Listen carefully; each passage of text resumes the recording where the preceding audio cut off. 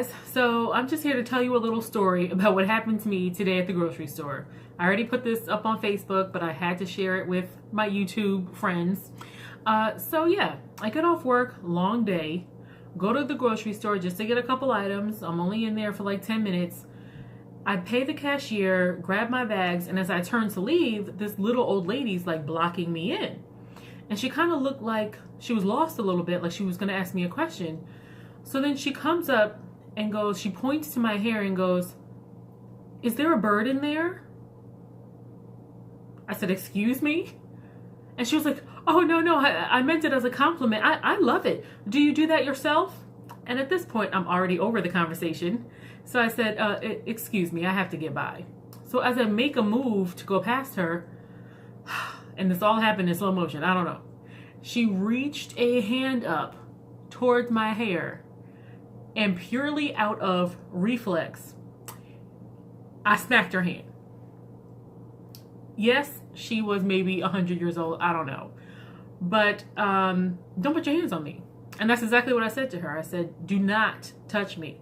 And she was like, I wasn't going to touch you. I was just saying how much I love your hair, but I wasn't going to touch you. Besides, you could probably beat me up. First of all. But I responded, I was like, "Yeah, me and the bird."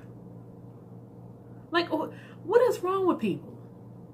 What? No, really, it's not a rhetorical question. What is wrong with people? And on Martin Luther King Jr.'s birthday too? That was just salt in the wound. So I knew that MLK would want me to smack this lady. Okay, no, I'm sorry. It was just the craziest end to my ridiculous day. And part of me, I was so stunned that I had actually hit her because it was just like reflex, but I was so annoyed. And I actually, after I hit her, I look over to this other cashier on the other side of me. I looked to him like for help, and he was like he looked like this like little high school guy or whatever. He just kind of looked at me like,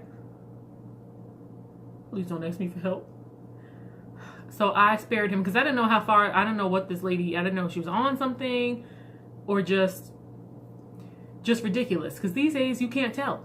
People feel like they can say anything, like they can do anything. I mean, gee, I wonder what has changed in the past year or so that has made people so bold.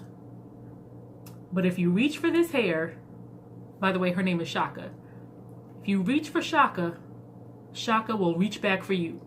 That is the moral to this story. The end.